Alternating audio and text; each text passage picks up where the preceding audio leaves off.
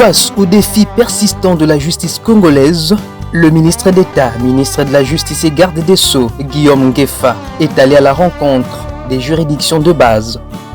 Ce lundi 20 octobre 2025, il a entamé une tournée d'inspection dans les ressorts de la Cour d'appel de Kinshasa-Matete. Une plongée au cœur des réalités du terrain. Deuxième escale après le tribunal de grande instance de Kinshasa-Kinkole, le tribunal de grande instance de Kinshasa-Njili.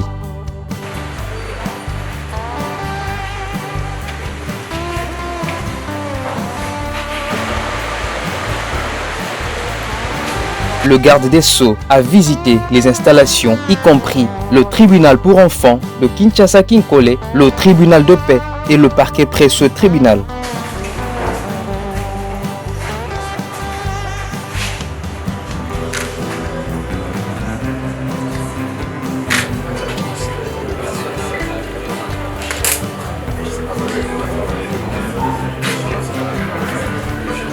Malgré les efforts de la présidente du TGI Njili, le constat est amer. Certes, le bâtiment a été réhabilité, les moyens restent insuffisants.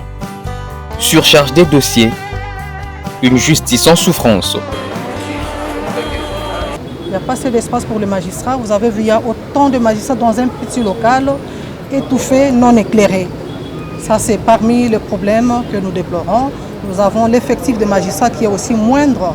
Nous avons aussi, l'administration n'est pas assez fournie. Il n'y a pas des outils informatiques pour permettre et au personnel judiciaire en général de pouvoir travailler dans de bonnes conditions et en vue de donner des résultats dans un bref délai. Et on ne se rend pas compte souvent des conditions dans lesquelles les magistrats travaillent. Alors nous avons loué l'initiative du ministre de faire la ronde.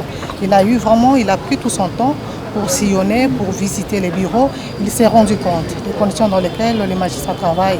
Lorsqu'on déplore des fois la lourdeur ou la lenteur dans l'administration de la justice, mais le ministre d'État s'est rendu compte de l'effectif et des conditions dans lesquelles les magistrats travaillent. Je pense qu'il a tout le mot, il a palpé du doigt, il a un plaidoyer vraiment fourni qu'il aura à faire à qui de droit pour que les conditions de l'administration de la justice soient améliorées.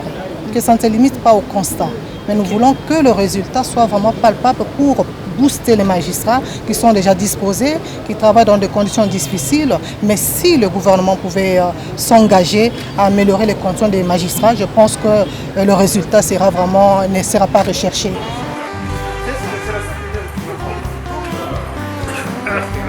Au parquet des grandes instances de Kinshasa-Njili, même constat.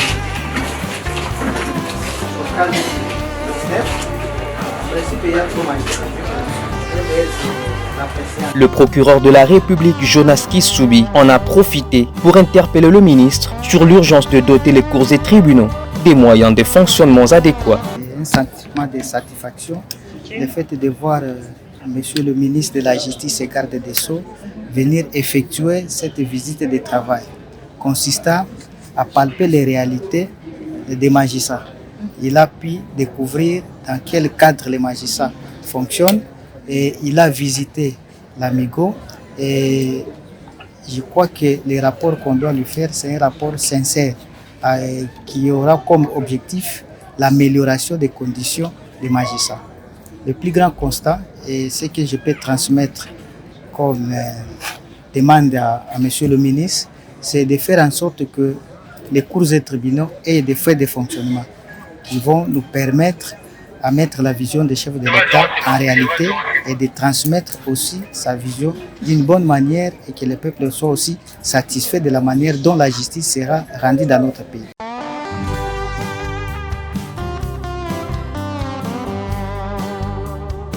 Dernière étape du jour, le tribunal des grandes instances de Kinshasa-Matete.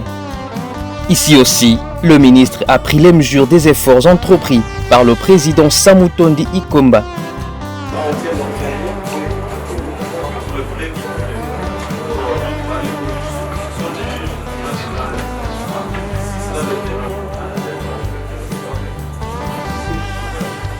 Mais de nombreux défis restent encore à relever.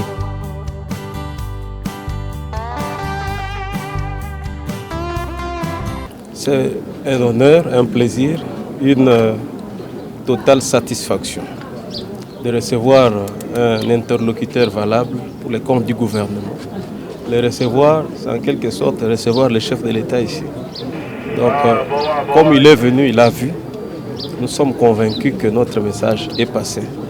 Et je suis content de le recevoir en sa double qualité, surtout qu'il est activiste des droits de l'homme.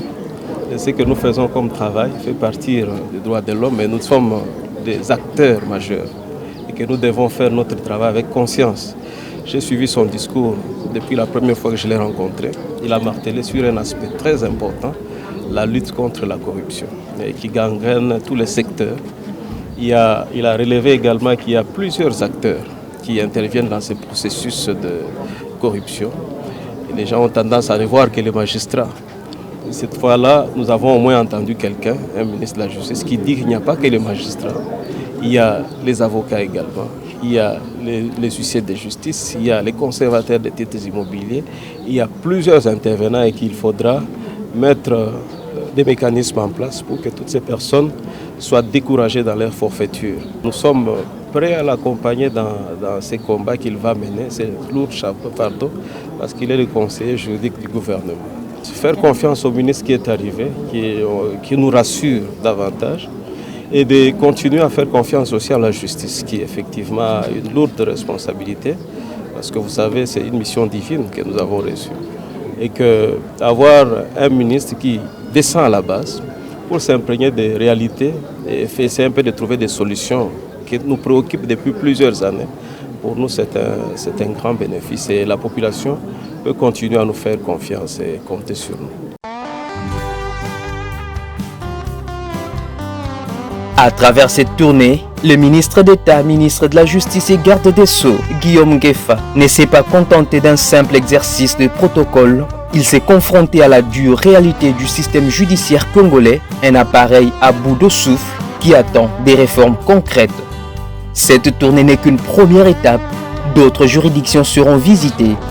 Le message est clair, le redressement de la justice congolaise est désormais une priorité nationale.